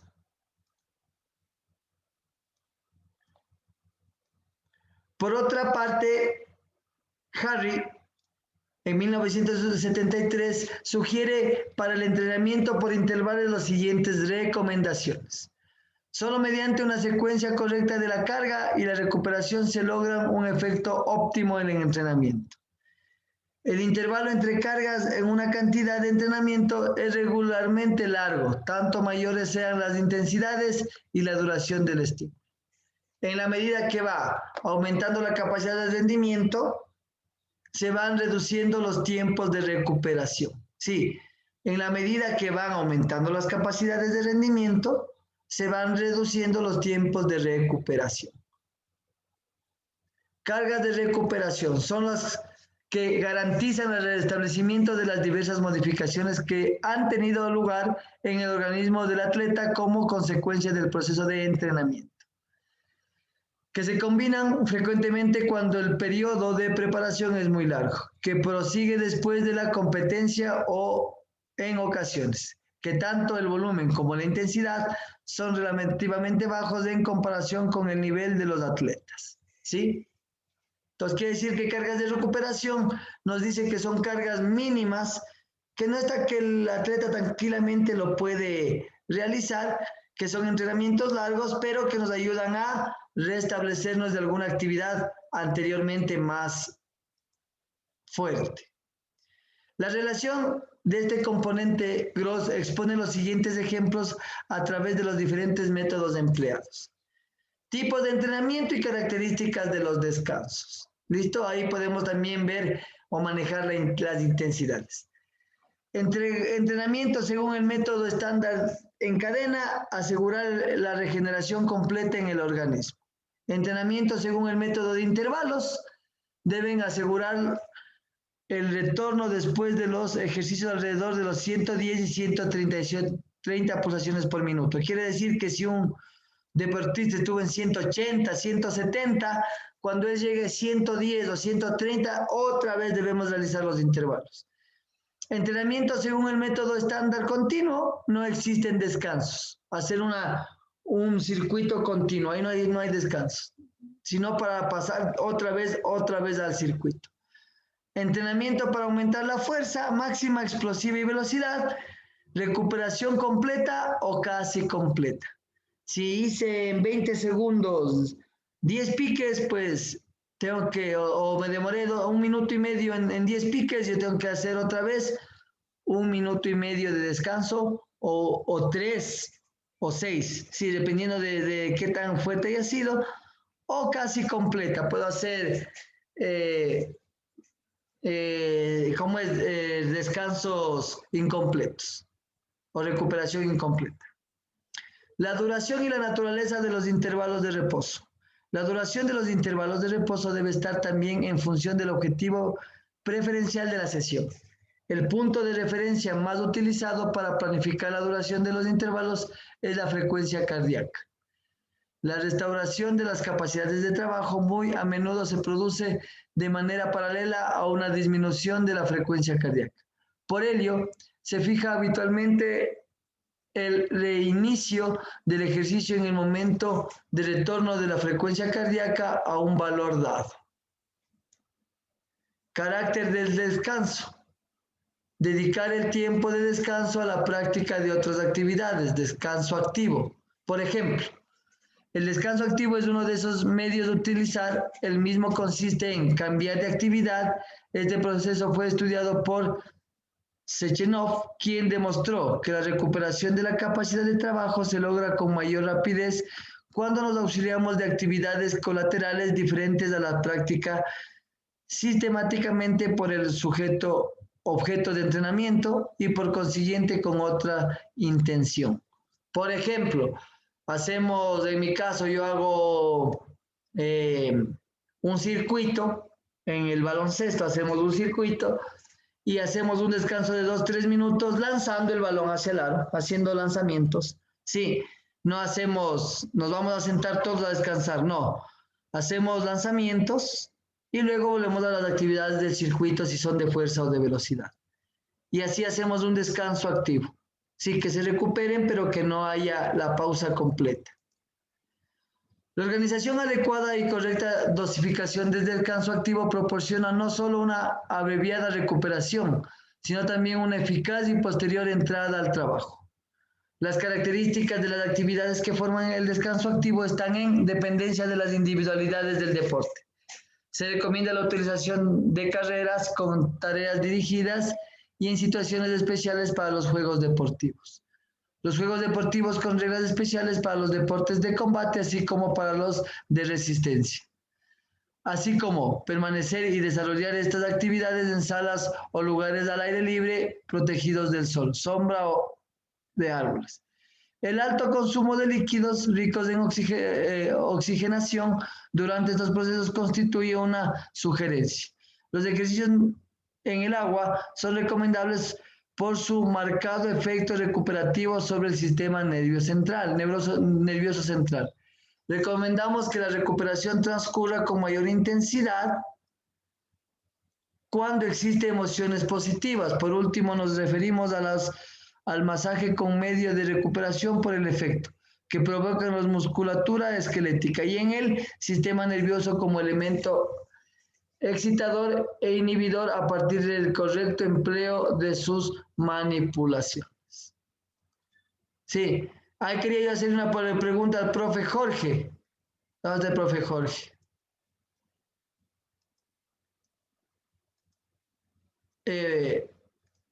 Por ejemplo, yo estaba viendo recién lo de Carapaz y decían que él no le había dado la federación un masajista. Había ido sin masajista y que había pedido, creo que allá, y el comité de allá, el que organizaba los juegos, le habían dado un masajista. Yo decía, ¿un masajista para qué? Porque no se me vino a la cabeza, ¿no? No puedo saber todo tampoco. Y me doy cuenta que hoy, sí, es una parte de la regeneración para que él pueda seguir haciendo su actividad. Entonces, ¿eso es lo correcto, profe Jorge? ¿Sí o no? Jorge. Sí, profe. Creo que el tema del masaje en el ciclismo es sumamente importante. O sea, de pronto, alguna vez sí les he mencionado aquí, pero como que de pronto ven que el masaje no es tan, no es tan importante. Pero ahorita se dan cuenta, o sea, la importancia que le dio. Claro, él, bueno, lo que yo asumía es como él está trabajando con un masajista que es, digamos que del más alto nivel en el equipo que él está. Ya. Entonces aquí en Ecuador a lo mejor no hay un masajista de ese nivel. Entonces él 1000 veces creo que prefirió que no le tope nadie en las piernas de aquí, pues. Y más bien le den los equipos de Ineos mismo, porque eso dijo que del equipo Ineos mismo le han dado el masaje. Es importantísimo para la recuperación. Cuando hay un buen masaje, al otro día se amanece como nuevo. Lo que ayuda es a eliminar todas las toxinas, a recuperar cuando hay de pronto algún tipo de inflamación, lo que sea, pero el tema es de recuperación, eliminar todas las toxinas que se producen durante el ejercicio, por el tema del ácido láctico, la acumulación y eso. Ya, la circulación y todo lo demás. Gracias, profe. Pues hoy leyendo un poco más sobre el tema de recuperación, porque bueno, dependiendo del deporte tenemos diferentes formas de recuperarnos, ¿no? Diferentes formas de regenerarnos. Pero en este caso, tanto creo que en el atletismo como en el ciclismo, muy importante que haya un masajista. Sí. Ya al comienzo decía, sí, dígame, profe. Sí, lo que dice Jorgito, en el ciclismo sí se aplica también en otros deportes, ¿no? La fisioterapia, lo recomendable es cuando uno está en el alto rendimiento, 2 veces por semana, como mínimo acudir al fisioterapista. Y trabaja, ¿no? Tiene su deportólogo, psicólogo deportivo, o sea, ya se trabaja con un equipo multidisciplinario completo. Así es como trabajan los grandes deportistas en el mundo, ¿no? Y a nosotros, pues, lastimosamente nos falta eso, ¿no? Es por eso que, claro, Richard dio esas declaraciones, o sea, pero él dijo, ¿no? Lo que es, o sea, yo estoy totalmente de acuerdo con él, porque aquí solo cuando el deportista ya está hecho, está en la cúspide, ahí se acuerdan, ahí sí todo el mundo quiere ahí embarcarse al carro de la victoria, pero cuando necesita, cuando está abajo, ahí nadie como se dice, nadie le para bola, ¿no? O sea, no le hacen caso, simplemente le ignoran. Y eso nos hace falta, o sea, trabajar, tener centros de alto rendimiento con toda la tecnología, con la ciencia, con los mejores profesionales. Con todo lo necesario.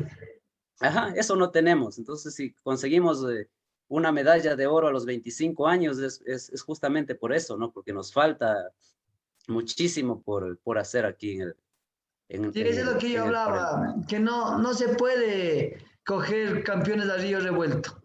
Se tiene que ir ayudando a progresar.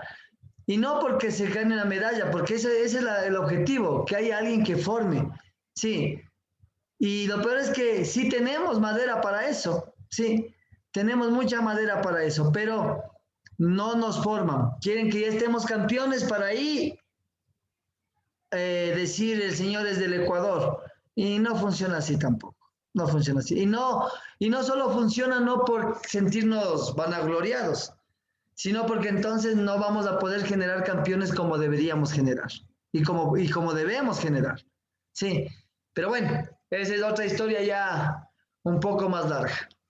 Listo, profe, nos quedamos allí en esto del descanso. Nos vamos a quedar con los tipos de descanso para mañana y vemos un poquito lo que nos faltó sobre la frecuencia nada más. Listo, y ahí entraremos hacia los principios de entrenamiento que también son interesantes y que debemos saberlos de memoria, por lo menos los más básicos o los más generales, para poder ir generando nuestras planificaciones y nuestros entrenamientos, pero de lo mejor. Si no tenemos la tecnología, por lo menos el conocimiento que no nos falte. Listo, profes, una buena noche a todos, gracias por asistir, ¿sí? Gracias, profe. Y nos vemos mañana en la noche. Listo, una buena noche a todos, chicos, gracias. Gracias. Profe, Hasta mañana. Disculpando más del accidente. No se preocupen. profe. Hasta mañana, Jorgito. Hasta 1, mañana, Jorgito profe. 2. Hasta mañana. No le vi, hoy no le vi a José Marco por ahí. Sí, creo que estuvo. Listo. Un abrazo a todos, chicos. Gracias. Gracias, profe. Hasta mañana. Gracias, profe. Buena Hasta noche. mañana. Gracias. Hasta mañana.